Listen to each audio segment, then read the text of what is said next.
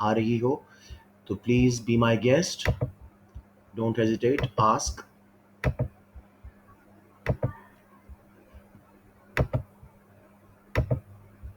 जी, no questions?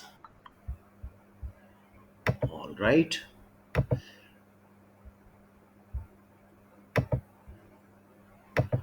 चलें जी, अस्सलाम वालेकुम all who have joined. I was unable to greet some of you by name, but so joint greeting.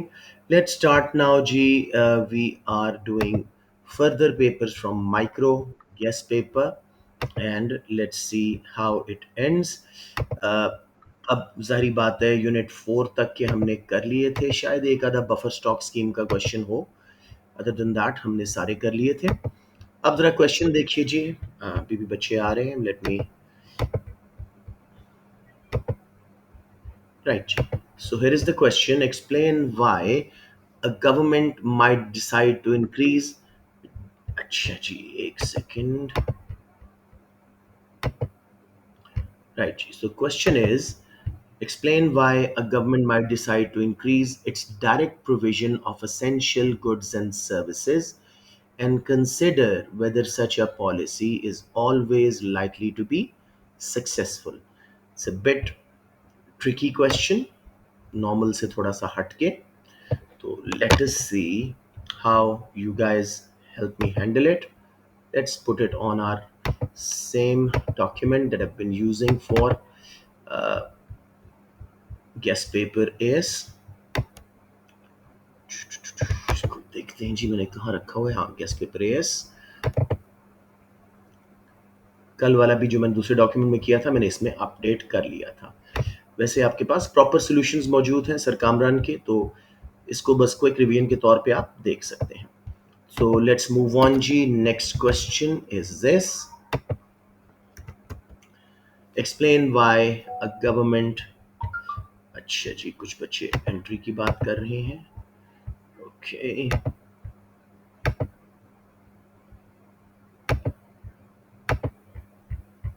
अस्सलाम वालेकुम everyone. So here we are ji. Let's see how we handle this question. Explain why a government might decide to increase its direct provision, यानी खुद provide करना, of essential goods and services, and consider whether such a policy is always likely to be successful. तो सबसे पहले बच्चों मुझे बताओ, government की डायरेक्ट प्रोविजन है क्या? कोशिश करें जरा डिफाइन करने की। हाँ, शाबाश शाबाश। लेकिन अभी मैं टाइप्स नहीं पूछ रहा गुड्स की, अभी मैं पूछ रहा हूँ कि डायरेक्ट प्रोविजन होती क्या है।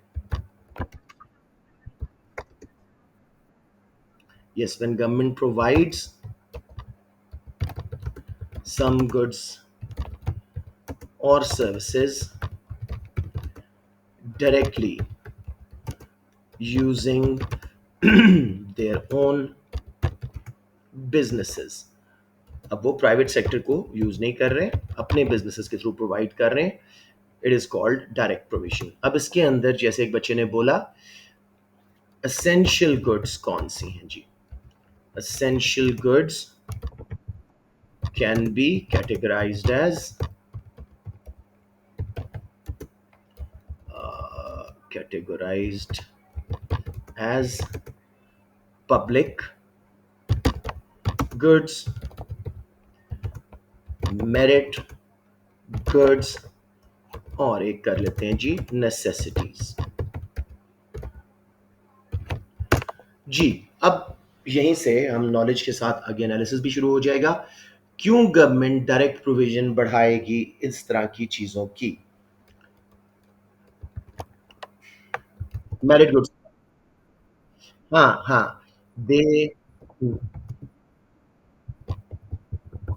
शाबाश, दिस इज व्हाट्स रिक्वायर्ड, बिल्कुल ठीक है। Yes, very good, shabash। They might increase provision of merit goods such as education, healthcare, etc., as they are under consumed and produced in a free market। Private sector इनको थोड़ा provide करता है. This is due to information failure about benefits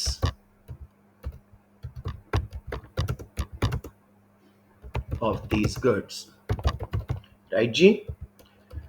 अब अगले पे चले जाते हैं जी. They will increase provision of public goods because they are वही सेम कहानी. non yes excludable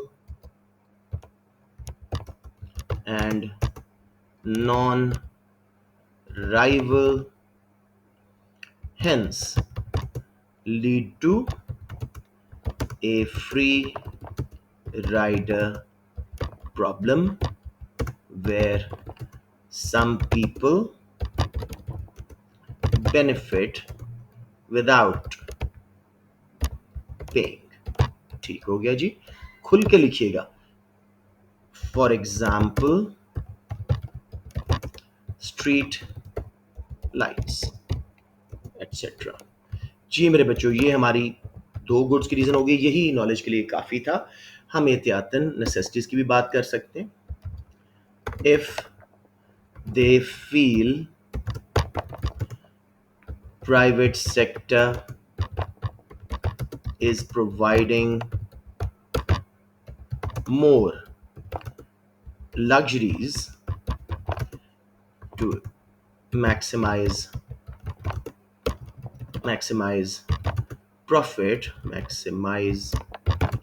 profit, they will intervene and provide necessities like basic food, medicines, etc. themselves. समझ आ गया जी. ये हमारी नॉलेज एनालिसिस पे हम पहुंच चुके थे, लेकिन मैं एहतियातन अब एनालिसिस को स्टार्ट कर रहा हूं. अब मेरे बेटे वो कहते हैं, क्वेश्चन पे वापस जाते हैं. Explain why government might decide to increase its direct provision of essential goods and services. हमने हैंडल कर लिया. कंसिडर, सॉरी,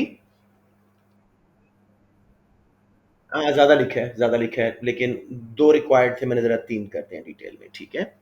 अब कहता है consider whether such a policy is always likely to be successful. तो एनालिसिस में हम लिखेंगे जी.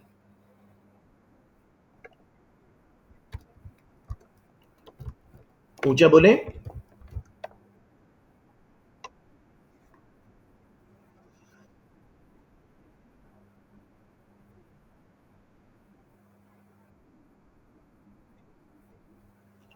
हाँ कह सकते हैं बिल्कुल. Basic foods, medicine, food vouchers वगैरह दिए भी इनइक्वालिटी कम करने के लिए. ठीक है बिल्कुल.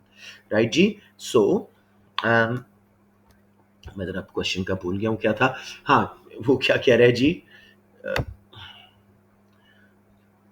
या and consider whether such policy is always likely to be successful. तो पहले हम कहेंगे पॉलिसी क्यों सक्सेसफुल होगी. एक मिनट, मुझे आवाज आई थी कि शायद कोई बच्चा एंट्री करना चाह रहा है. Yes, lots of kids, sorry बच्चों. रिक्वेस्ट जरा टाइम पे आ जाया करो ताकि आप लोगों का भी नुकसान ना हो और हम भी जो है ज़्यादा अचीव कर सकें अपनी क्लास से. राइट जी. So the policy will be successful in removing or reducing market failures such as under provision of merit goods and missing market यानी बिल्कुल ना प्रोवाइड होना of public goods, especially if government can identify the right socially optimum level. भाई कितनी provide करनी चाहिए society की welfare maximise करने के लिए, उस केस में डेफिनेटली हमारी रिसोर्स एलोकेशन इम्प्रूव होगी गवर्नमेंट की इंटरवेंशन की वजह से। राइट जी, हाँ, बैक टू द क्वेश्चन। अब जरा वापस क्वेश्चन पे जाते हैं। ऑलवेज बी सक्सेसफुल, हाँ, अब थोड़ा सा यहाँ पे हम कमांड इकोनॉमी के फायदे भी लिख सकते हैं एनालिसिस में। Government will also provide them at low price and throughout the country, reducing income gaps alongside। एक तो इनकम गैप्स हम कम कर रहे हैं पूरे मुल्क में लो प्राइस प्रोवाइड करके, alongside poorer consumers will benefit more। ठीक हो गया जी, ये हमारे उसके हक में हमने आर्गुमेंट कर दिए। अब क्यों गवर्नमेंट की इंटरवेंशन नाकाम होती है? Weaknesses of command economy. जी, शाबाश, बताइए मेरे बच्चों। क्वालिटी अच्छी नहीं होगी, शाबाश। और क्या मसला आएगा? Yes, cost, opportunity cost, lack of efficiency. आप लोग एक्सप्लेन कर दीजिएगा। लो क्वालिटी, ठीक है जी, लेस इंसेंटिव ऑफ प्रॉफिट की वजह से, क्वालिटी भी लो, एफिशिएंसी भी कम, एंड गवर्नमेंट में लैक इन्फो। गवर्नमेंट के पास भी अक्सर इंफॉर्मेशन नहीं होती, तो वो मिसयूज कर जाते हैं रिसोर्सेज को, और कभी ज़्यादा या कभी कम पब्लिक गुड्स वगैरह कर सकते हैं। राइट जी, so we are pretty much on top of this question now. एक बार क्वेश्चन देख लें, वो कह रहा है जी गवर्नमेंट क्यों direct provision of essential goods and services बढ़ाएगी। यहाँ पे नॉलेज के 3 मार्क्स। क्या ये पॉलिसी हमेशा सक्सेसफुल होगी? एनालिसिस में दोनों साइड्स लिखने के 3 मार्क्स कि कहाँ कहाँ सक्सेसफुल है, कहाँ नहीं। अब हम इसकी इवैल्यूएशन करेंगे। इवैल्यूएशन बेसिकली हम ऑलमोस्ट कर चुके हैं, लेकिन मुझे बताएं कहाँ कहाँ गवर्नमेंट सक्सेसफुल होगी। गवर्नमेंट विल बी सक्सेसफुल, अच्छा, if they are able to provide the right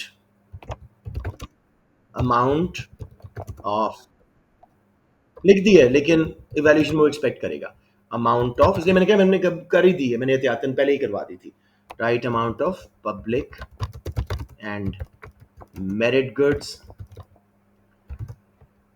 their budget position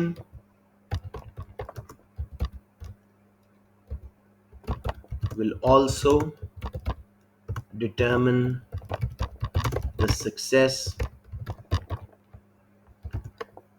However, always कभी कुछ भी नहीं होता। However, it will not always,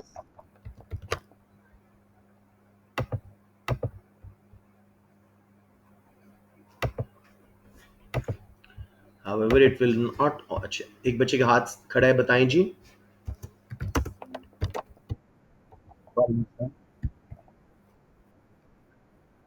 हम्म, ये एक्सप्लेन कर दूं। गवर्नमेंट का बजट अगर बेटे पहले ही डेफिसिट में था, वो right amount of public goods नहीं प्रोवाइड कर सकेंगी, ना ही right amount of education health care provide कर सकेंगे, तो वो कामयाब नहीं होगा। However, it will not always successful as government often lacks efficiency, efficiency and efficiency and uh, resources। ठीक हो गया जी, ये आपका 8 मार्क का question done. Any question regarding this?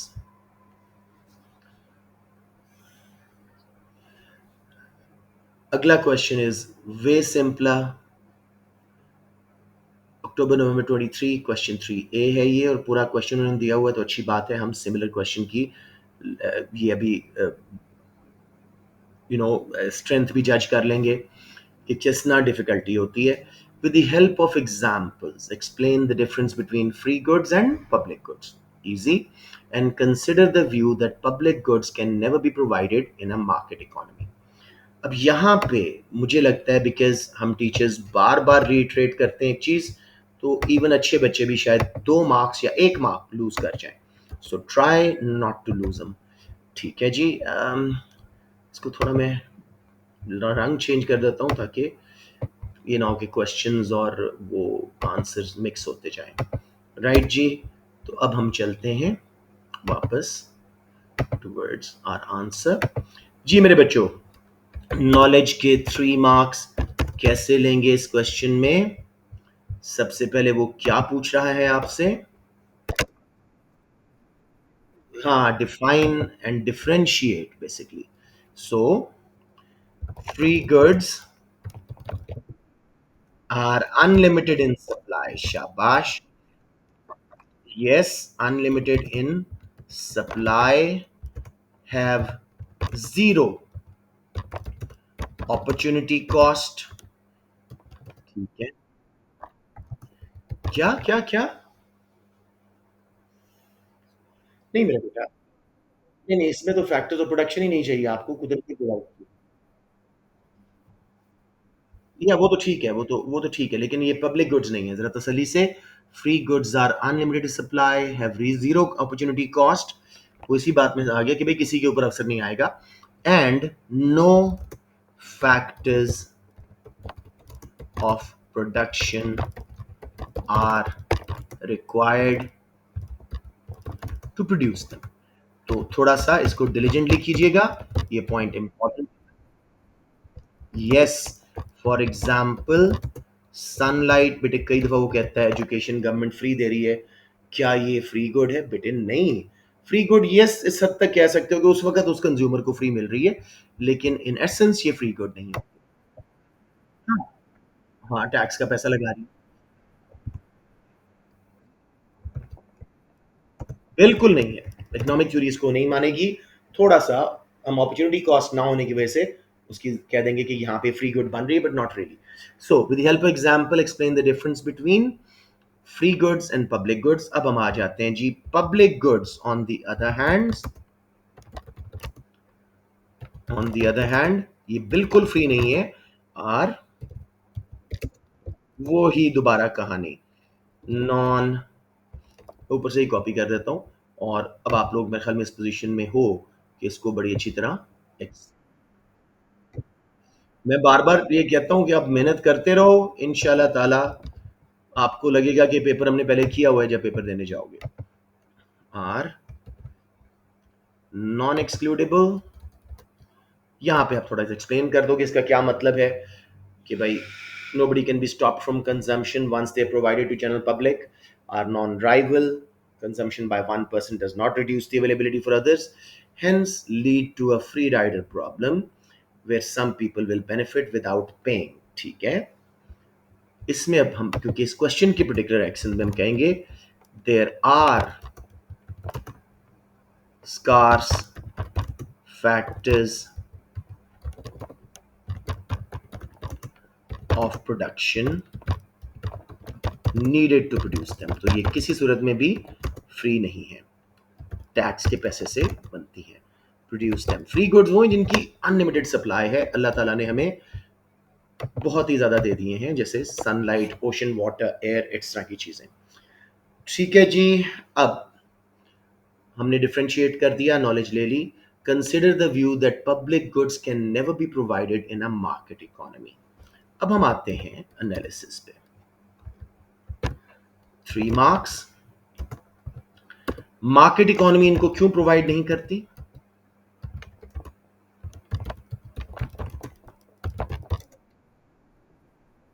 ठीक है, जरा वेग सी बात है, बात तो ठीक है, लेकिन उसका बेस तो बताएं ना। जब तक बेस नहीं बताएंगे क्वालिटी नहीं आएगी। शाबाश, इसका तीसरा कैरेक्टरिस्टिक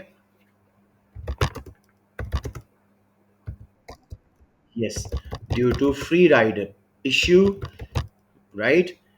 Hence, तरतीब से जाइएगा. A price cannot be charged. जब प्राइस चार्ज नहीं हो सकती, and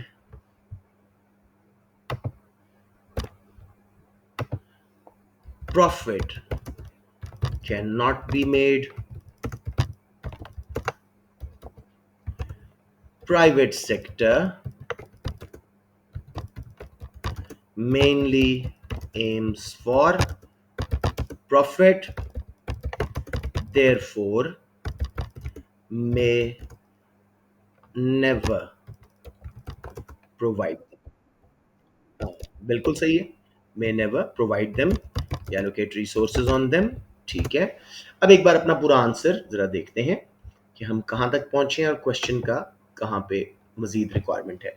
with the help of a diagram explain the difference between free goods and public goods.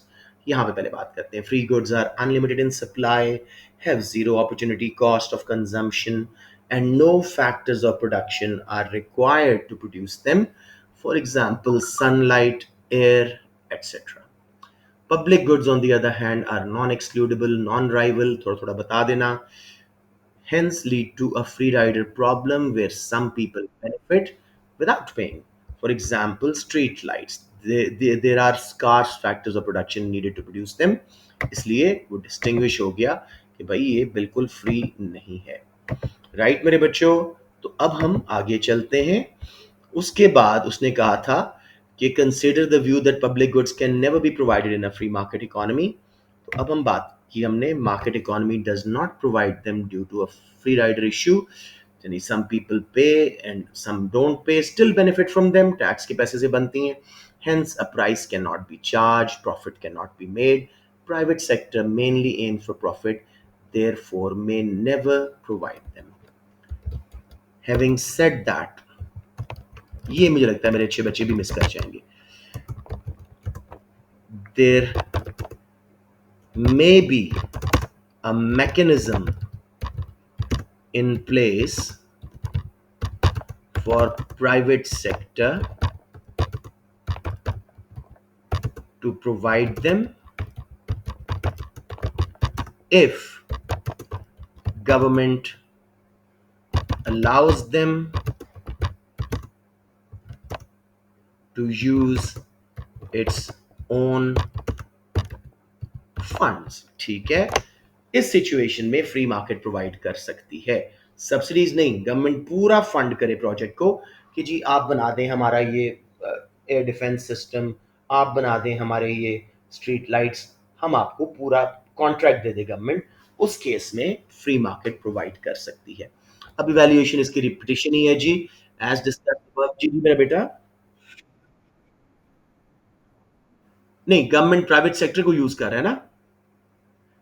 तो इन अ वे डिमांड एंड सप्लाई आ रहे हैं. Government is willing to buy their service. Yes, इसलिए road, बेटे road again is not a public good. I mean आप हमेशा ये example देते हो and I always snub you. Road is not a public good. उस पर राइवलरी तो है ना हर सूरत में. जब रश हो जाए और अगर टोल प्लाजा हैं तो एक्सक्लूडेबिलिटी भी आती है. That is a quasi public good. Please याद रखें, street lights, national defence, light houses, flood defences, to some extent radio and TV broadcasting from national channels. Other than that, nothing is a pure public good. समझ रहे हैं. हाँ, government कह दे भाई कि ठीक है, एक प्राइवेट चैनल हमारा रेडियो टीवी ब्रॉडकास्ट कर दे, एक प्राइवेट कंपनी हमारी स्ट्रीट लाइट्स बना दे, उसको पैसे दे दे, तो प्राइवेट सेक्टर ने प्रोवाइड तो किया ना. डायरेक्ट प्रोविजन तब होती जब गवर्नमेंट खुद प्रोड्यूस करती. Are you all following the difference? बता दें कोई कंफ्यूजन है तो, कि मुझे पता था कि कई बच्चे यहाँ पे कंफ्यूज होंगे कि यार हम तो फ्री मार्केट कभी प्रोवाइड ना करने की बात करती है. Yes, mostly it is a missing market and usually it is. Now जी, एज डिस्कस्ड, ये तकरीबन रिपीटेशन है हमारे एनालिसिस की. Above, free market in most cases fails to provide public goods as there is no profit involved. However, in circumstances where government uses private contractors to produce them and fully funds the project,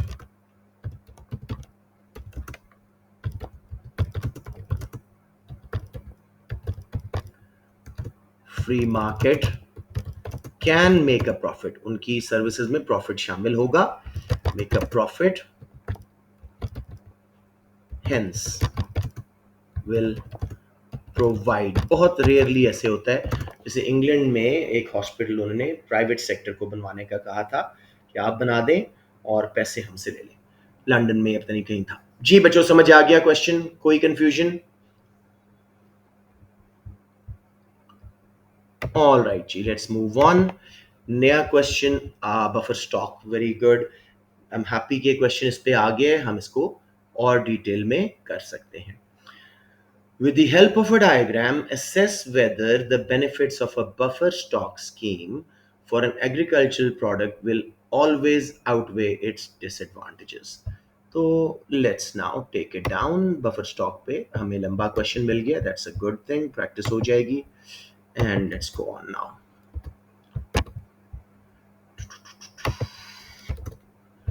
जी, इसका रंग change कर देते हैं ताकि आप लोगों को कोई कंफ्यूजन ना आए कि कोई क्वेश्चन है कि आंसर है।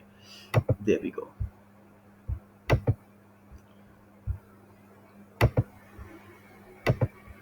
अब मेरे बच्चों तसल्ली से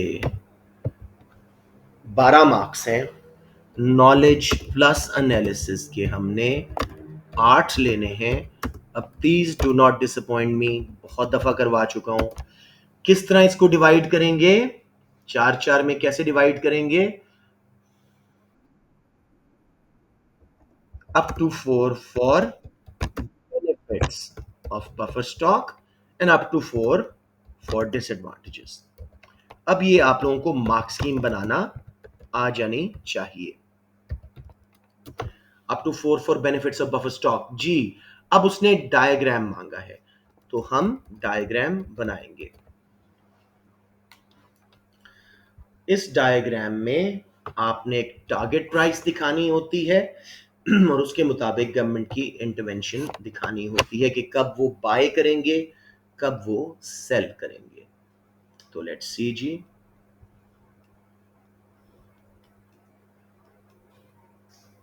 इक्विलिब्रियम बनाएं, प्राइस क्वांटिटी, और जो इक्विलिब्रियम बने उसी को बना दें टारगेट प्राइस। ठीक हो गया। अब सरप्लस हुआ जी, ठीक है, बहुत ज्यादा सप्लाई हो गई, अच्छा हार्वेस्ट हुआ, फसल ज्यादा हो गई, तो अब टारगेट प्राइस से नीचे आ जानी थी प्राइस। ठीक है, हम चाहते हैं कि टारगेट प्राइस पे ही रहे, तो हम सप्लाई कर्व तक गए, Q1 इतनी क्वांटिटी गवर्नमेंट को बाय करनी होगी ताकि हमारा डिमांड कर्व राइट पे शिफ्ट हो और वापस हमारा इक्विलिब्रियम टारगेट प्राइस पे आ जाए। एवरीवन क्लियर या कोई कंफ्यूजन?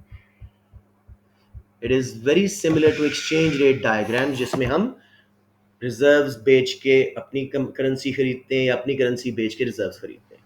बच्चों कोई मसला आ रहा हो? Okay, excellent. वैसे आपको मैं एडवांस डायग्राम भी करवा सकता हूं, लेकिन I don't want to confuse you a little near exams.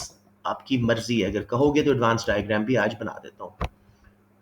Okay जी, अब आ गया जब, अच्छा सॉरी, मैंने स्टार्ट में कुछ बताया ही नहीं कि बफर स्टॉक स्कीम क्या होती है। I was also not thinking. Buffer stock, explain, the government buys surplus stocks in the period of, surpluses, there's too much harvest, and they sell it, release it from their buffer stock when there is shortage to, ताकि लोग भूखे ना मरे, drought ना हो और prices control रहे। जी अब बताएं जी, क्या पूछ रहे हैं?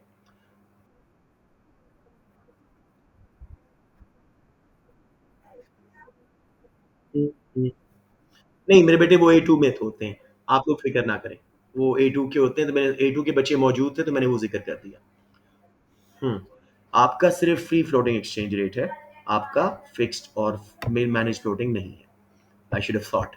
जी अब जी, इन पीरियड्स ऑफ शॉर्टेज, जब हमारी शॉर्टेज हुई, फसल कम हुई, बफर स्टॉक को हम कैसे यूज करेंगे?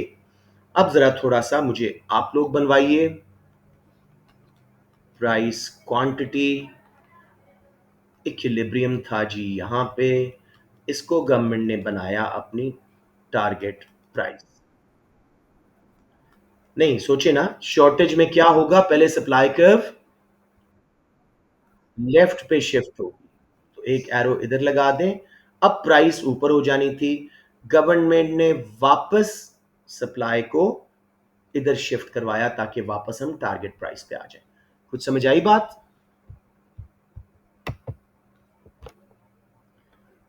गवर्नमेंट ने, जी मेरे बेटे बताएं।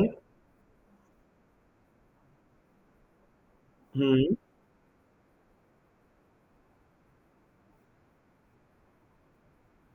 हाँ ऐसा भी कर सकते हैं, लेकिन शॉर्टेज, आपने टारगेट प्राइस शॉर्टेज वाली दिखानी है ना, मतलब ये पहुंच जानी थी यहाँ पे, हम इसमें नहीं चाहते थे, हमने वापस लेके आए। समझ आ रही बात?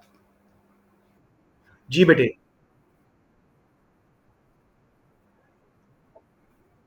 उसमें भी अगर आप डिमांड नहीं शिफ्ट करते, इट्स ओके, जस्ट शो कर दो कि Q2 Q1 surplus government will buy, तो ऑटोमेटिकली डिमांड शिफ्ट होगी। राइट? नहीं करते हो तब भी एक्सेप्टेबल है, नोट्स में मेरे बगैर शिफ्ट किए। अब मेरे बच्चों हम आ गए बेनिफिट्स पे। क्या फायदे हैं बफर स्टॉक के? मैं बुलेट्स में जल्दी जल्दी करवा रहा हूं, बताते जाएं मुझे।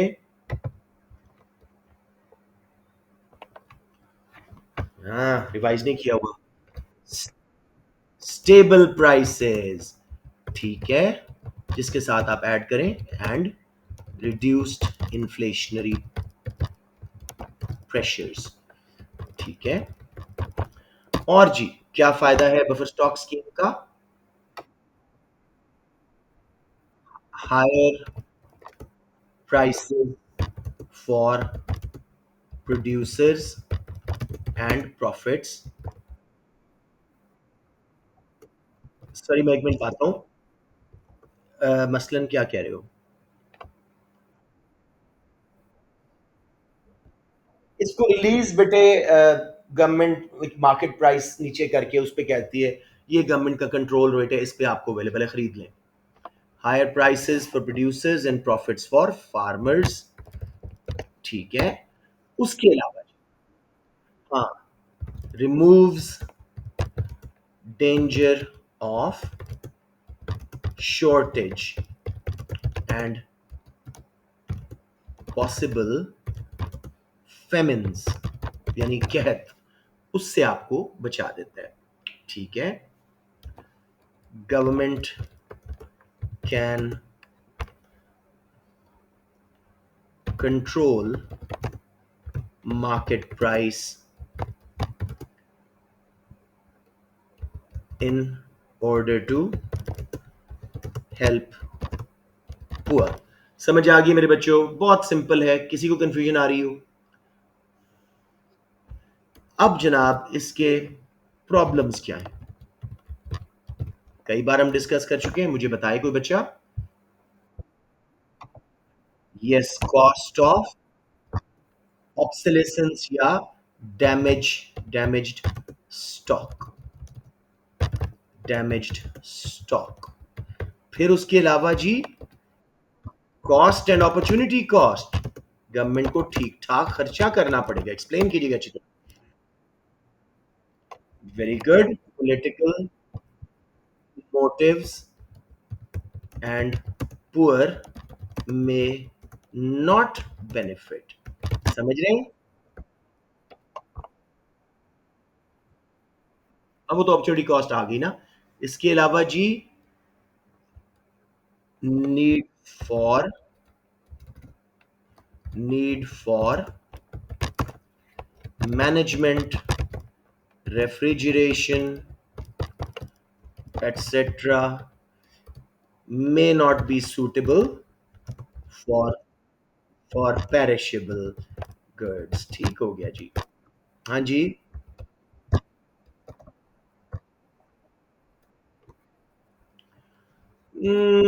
चले कर दें, कोई मसला नहीं है. इवैल्यूएशन जी, as discussed, it is a reasonably good way to keep prices stable, increase price elasticity of supply for agricultural goods in particular, जिनकी वो inelastic होती है, goods especially. Yet there are problems of, हाँ, हाँ, problems of ऑब्सिलेसेंस, यानी खराब हो जाना. Obsolescence, I don't know how to spell it. Obsolescence, मेरे ख्याल में सी के बाद ऐसा लगता है. ट्राई तो करें, नहीं कुछ ज़्यादा ही मैंने गड़बड़ कर दी. ऑब्सिलेसेंस.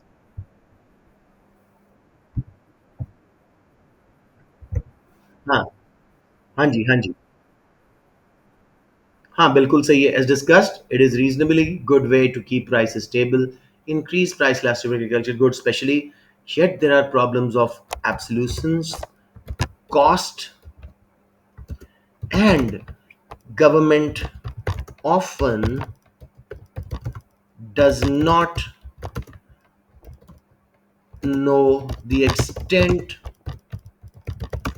of surplus or shortage till after purchasing or selling. साल के एंड पे जाके पता लगता है कि आपने सही अमाउंट खरीदी थी, सही अमाउंट रिलीज की थी कि नहीं. मार्केट प्राइसेस फिर रिफ्लेक्ट करेंगी. Getting the point.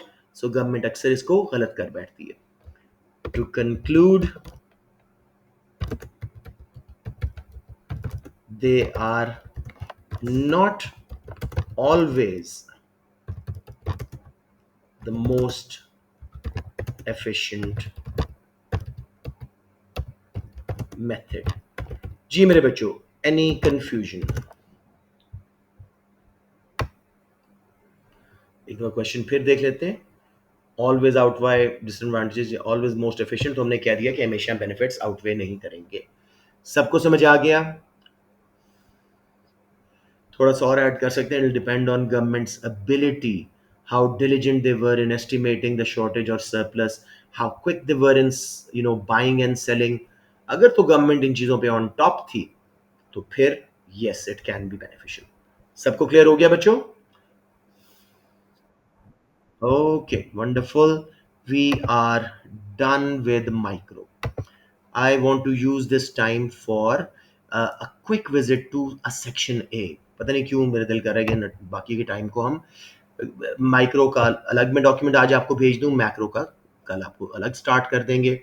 अब हम ये क्वेश्चन जो मैक्रो के हैं ये भी इंशाल्लाह 2-3 क्लासेस में कंप्लीट हो जाएंगे.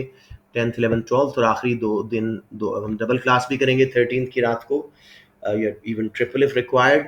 और उसमें हम आपकी क्वेरीज, कॉमन क्वेश्चंस के बार बार गलत आंसर जो बच्चे कर बैठते हैं, स्पेशली इनकम इनक्वालिटी का बहुत ही वीक होता है बच्चों का कॉन्सेप्ट, उसको मैं थोड़ा सा करवाने की कोशिश करूंगा.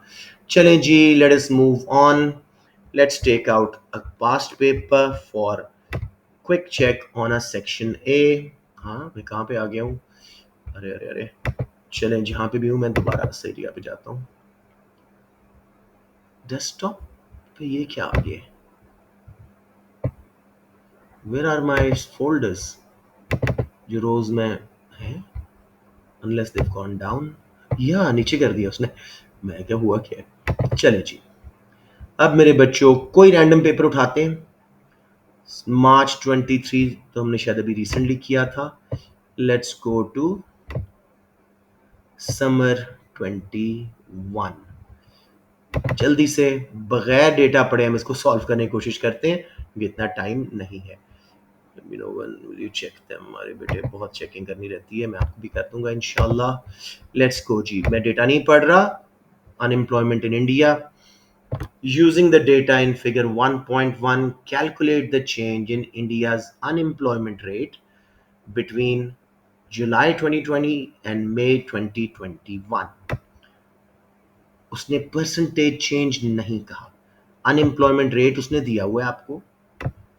ठीक है जी, जुलाई 2020 अंदाजा लगाएं, वो लिखा हुआ है उसने कितनी है, और मई 2021 में कितनी है, कितना अनएम्प्लॉयमेंट बढ़ी है। हाँ, 11.9 माइनस 7.4, दिस शुड बी 4.5। सबको क्लियर हो गया? तो आपने लिखना क्या है, अनएम्प्लॉयमेंट रेट रोज बाय 4.5 और साथ परसेंटेज साइन लगाना है, वरना मार्क नहीं मिलेगा। दो हैं तो कुछ और करते हैं। I don't think this anything else to be done. नहीं, बिल्कुल सही है। Unemployment rate rose by from 7.4% to 11.9%, which is 4.5% increase। इस तरह की बात करेगा, परसेंटेज साइन मिस नहीं करना, कैलकुलेशन मिस नहीं करनी। Using the information provided, explain how agriculture caused seasonal unemployment in India in December 2020। यहाँ पे उन्होंने कुछ दिसंबर 2020 का बताया हुआ है, कैसे सीजनल अनएम्प्लॉयमेंट हो रही है, तसल्ली से देखें। अच्छा, इधर नहीं है, नीचे है शायद।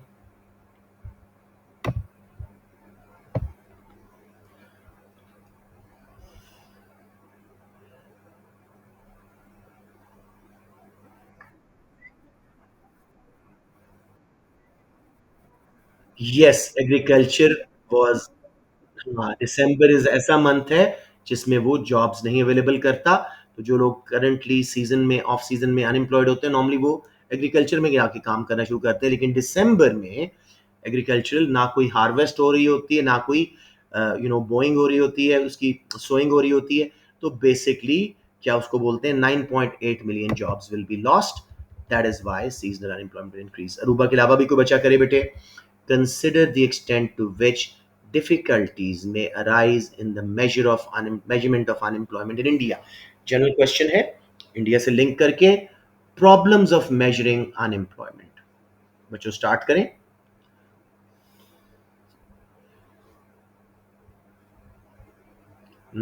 Unemployment week.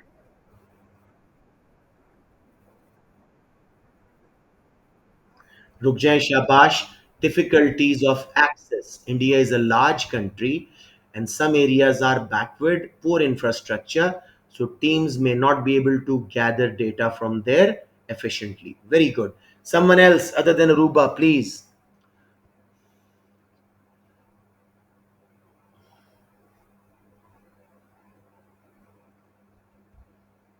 Where are the rest of the kids? Come on, बच्चों। Problems of measuring unemployment बहुत आसान है जी। सॉरी, मैं डिसमिस करता हूँ, मुझे लगा था कोई बच्चे आ रहे हैं, बच्चे जा रहे हैं जी। बताएं कोई और बच्चा। कम ऑन गाइस, इसको रिवाइज करें, अंदाजा हो रहा है कि चैप्टर वीक है जी। चले रूबा, आप ही बता दें और क्या मसला होगा।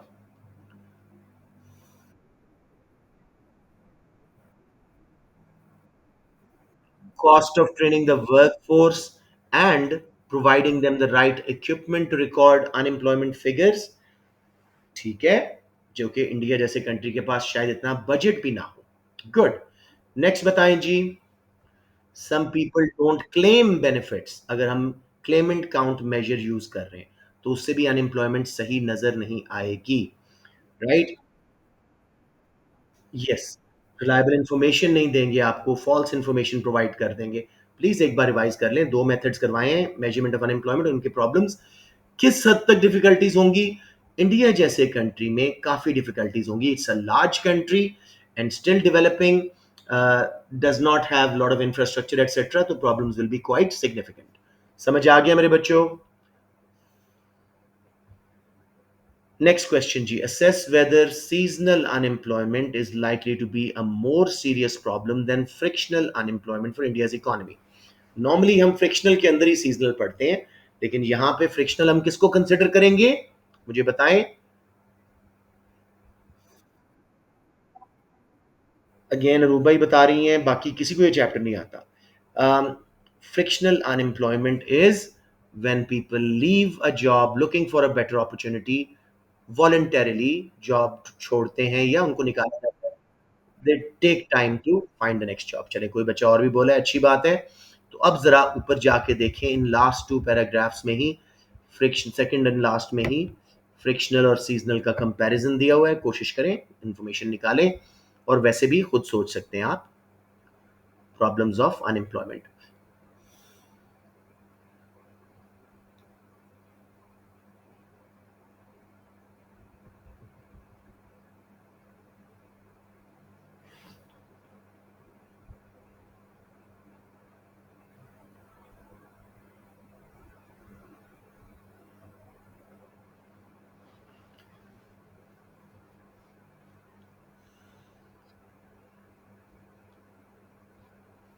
आखिरी पैराग्राफ में भी कुछ लिखा हुआ है.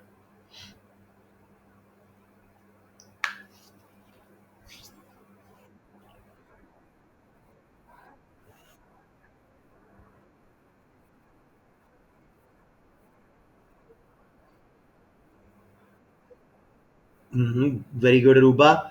Seasonal unemployment will be a major problem because it used to, agriculture sector used to absorb additional labor, whereas अब लेबर फोर्स बढ़ी है फ्रॉम 421 टू 427, और एग्रीकल्चर अब्जॉर्ब नहीं कर सका, जिससे 9.8 मिलियन अनएम्प्लॉयमेंट हुई.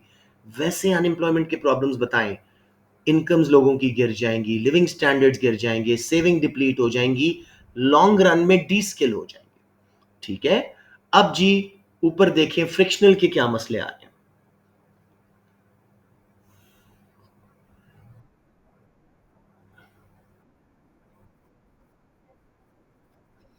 यस, जिसकी वजह से मोबिलिटी के प्रॉब्लम्स भी नजर आ रहे हैं. जियोग्राफिकल ऑक्यूपेशनल इमोबिलिटी की वजह से भी मसले आ रहे हैं.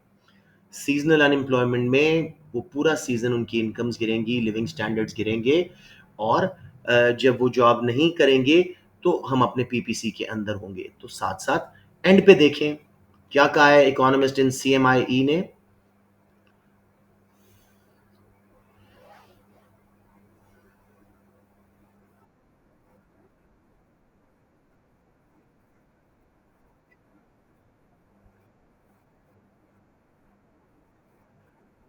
बिल्कुल सही है जी. Perfect answer. सीजनल अनएम्प्लॉयमेंट में be more serious in India, as the economists of CMIE says, economists of CMIE say it's leading to higher income inequality and poverty in an already more than 50% below poverty line people country. समझ आ गया मेरे बच्चों? Please unemployment revise करें. Last question बहुत simple है. Assess the policy measures that could be taken to increase employment in a country such as India. Such as India means बहुत ही general question है. हमारे पास कौन सी पॉलिसीज हैं to reduce cyclical unemployment. Cyclical या सिक्लिकल अनएम्प्लॉयमेंट के लिए हमारे पास कौन सी पॉलिसीज है मेरे बच्चों? I mean what's happening guys, why you not answering? बेटे वही दो पॉलिसीज हैं, demand side, supply side. Government can use demand side policies like expansionary fiscal policy, where they can reduce taxes and increase government spending. Uh, as a result, there'll be more jobs created because of injection of government spending and more consumer spending. Labor demand is derived, it depends on demand for goods and services, hence, cyclical unemployment will reduce. However, fiscal policy takes time to operate, often is politically influenced. There may be low consumer confidence, and consumers may not spend the extra disposable income. समझ आ गया? Government can use supply side policies to tackle the rest of the employment issues, such as frictional. They can provide information to job seekers through their websites, through their human resource development centers. They can also educate and train workers to reduce structural unemployment, which is due to advances in technology, changes in fashion taste. They can use protectionism to protect international unemployment, which is caused by increase in imports from another country, and people stop buying local goods. इस तरह करके आप करेंगे तो अब जी we can use both demand side and supply side policies. Demand side policies are more useful for recessionary cyclical unemployment, but supply side are more useful for frictional, structural, and other forms of unemployment. So a combination of both will be the best idea. बच्चों समझ आ रहा है? Unemployment please 3-4 pages का total unit है, revise करें. I could see some major problems here. जी बच्चों.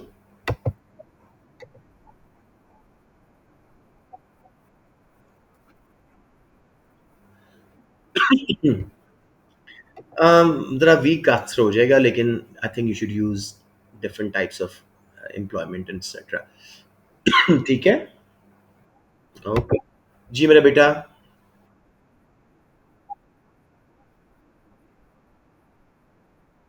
Only S. A2 में एक्सपेक्टेड है कि एएस का सिलेबस इलास्टिसिटी वगैरह थोड़ा बहुत उसका कॉन्सेप्ट आपसे पूछ ले. ओके मेरा बेटा. एनी अदर क्वेश्चंस जी?